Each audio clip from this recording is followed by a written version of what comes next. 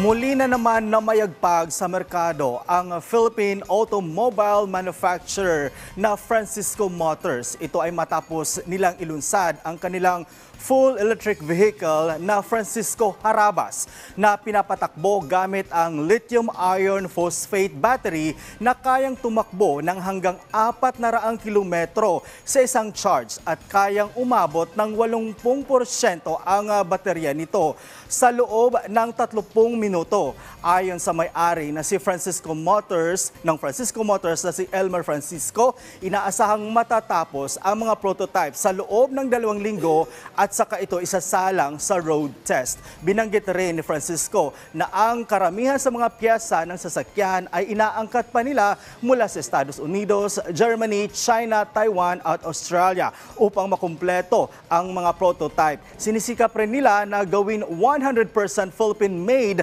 ang mga sasakyang gagawin ng kumpanya. Umaasa naman si Francisco na susuportahan ng pamahalaan ang nasabing proyekto.